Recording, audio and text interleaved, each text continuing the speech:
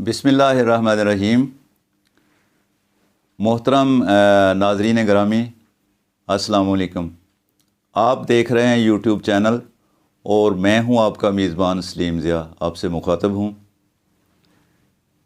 आज हम बात करेंगे अदल व इंसाफ के मौजू पे।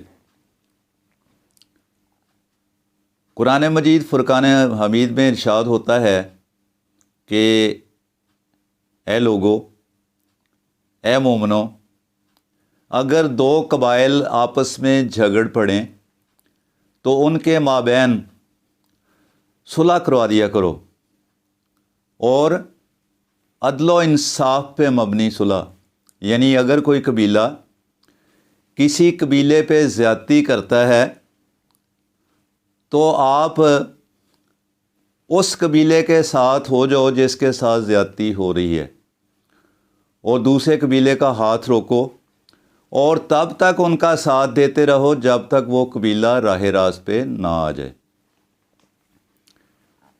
ये मुआशरा जो है इसमें अदल व इंसाफ का होना बड़ा ज़रूरी है। हज़रत अली रज़ी अल्लाह ताला अन्हो का कौल है कि कुफ़र का मुआशरा चल सकता है, दहरियों का मुआशरा चल सकता है, लेकिन वो मुआशरा जिसमें अदल ना हो, जिसमें इंसाफ ना हो, वो मुआशरा आगे तरक्की नहीं कर सकता, बढ़ नहीं सकता। इसी तरह एक दफ़ा रात के वक्त एक लड़की अकेली जा रही थी। हज़रत उमर रज़ी अल्लाह ताला अन्हो ने भेस बदल के उनसे पूछा कि आप अकेली जा रही हैं, तुम्हें डर नहीं लगता? तो उस लड़की ने सामने से कहा कि लगता है कि हज़रत उमर रज़ी अल्लाह ताला अन्हो का इंतकाल हो गया है या फिर आप हज़रत उमर हैं। यानी हज़रत उमर रज़ी अल्लाह ताला अन्हो के होते हुए किसी की मुजाल ना थी कि वो अकेली राह चलती लड़की से सवाल कर सके। तो ये होते हैं मुआशरे जिनमें अदल व इंसाफ कायम होता है, वो आगे बढ़ते हैं, लोगों के जहनों से खौफ जो है वो निकल जाता है।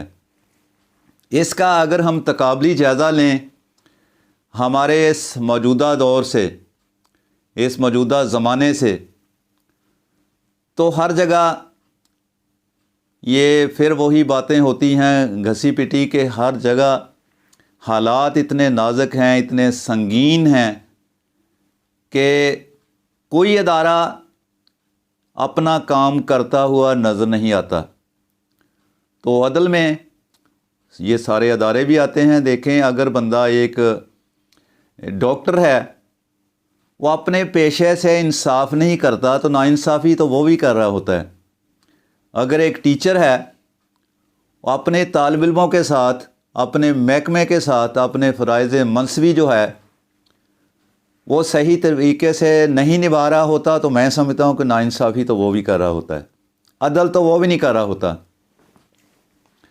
तो अगर हमने इस मुआशरे को परवान चढ़ाना है, इसमें तरक्की पैदा करनी है, अगर हम ये समझते हैं कि हमारा मुल्क आगे बढ़े, हमारी कौम आगे बढ़े, तो हमें अदल व इंसाफ से काम लेना पड़ेगा।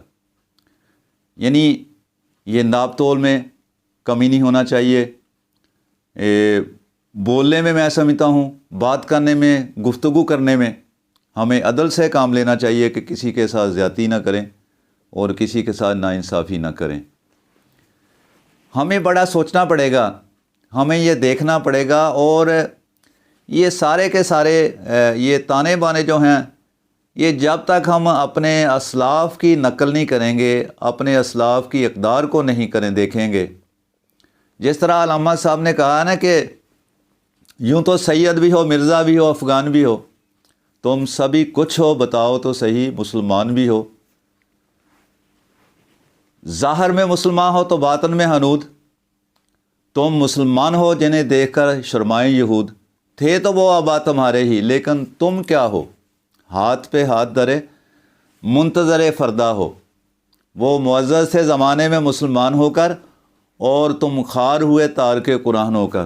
مسئلہ یہ ہے ہمارا کہ ہم نے دین کو چھوڑ دیا ہے، قرآن کو چھوڑ دیا ہے، حدیث کو چھوڑ دیا ہے، اپنے اسلاف کی اقدار کو چھوڑ دیا ہے۔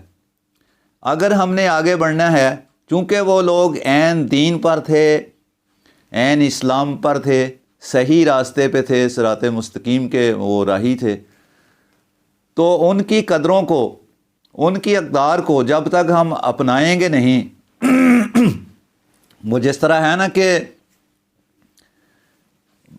باپ کا علم اگر نہ بیٹے کو ازبر ہو تو پسر کیوں کر وارث میراث پدر ہو، یعنی اگر بچے کو، بیٹے کو اپنے باپ کے بارے میں یہی نہیں پتہ کہ اس کی کتنی جائیدادیں ہیں، اس کے کیا کیا کاروبار ہیں، اس کا کس کے ساتھ لین دین ہے، اگر بیٹے کو نہیں اس بات کا علم، تو پھر کیسے کہا جا سکتا ہے کہ وہ صحیح معنوں میں اپنے باپ کا وارث ہے؟ تو موجودہ زمانے میں، آج کے دور میں، یہ آج کا پاکستانی جو ہے، آج کا مسلمان جو ہے، اس کا سب سے بڑا مسئلہ یہ ہے کہ اس نے حدود عدل کو چھوڑ دیا ہے۔ جب تک ہم حدود عدل تلاش نہیں کریں گے، بلکہ میں تو کہوں گا کہ دائرہ اسلام میں داخل ہونے کے لیے یہ حدود عدل کی بہت ضرورت ہے۔ جب تک ہم حدود عدل کو تلاش نہیں کریں گے تب تک آگے نہیں بڑھ سکیں گے۔ لیکن دلوں کو روشنی اخلاص کی کہاں ملتی؟ یہ دیا تو کتابوں میں جلا رہتا تھا۔ یعنی معاملہ یہ ہے کہ جو ہمارے لیے راہ ہدایت ہے، جو ہدایت کا سرچشمہ ہے، اس کو تو ہم نے اپنے خوبصورت چولیوں میں لپیٹ کے تاکہ نسیاں رکھ دیا ہے۔ یعنی قرآن کو پڑھیں گے، اس کو سمجھیں گے، اس پہ عمل کریں گے، تب اس معاشرے میں عدل و انصاف پیدا ہوگا۔ میرے خیال میں آج کے لیے اتنا ہی کافی ہے۔ انشاءاللہ کل کسی نئی بات کے ساتھ، کسی نئے موضوع کے ساتھ میں حاضر خدمت ہوں گا۔ بہت شکریہ۔ فی امان اللہ۔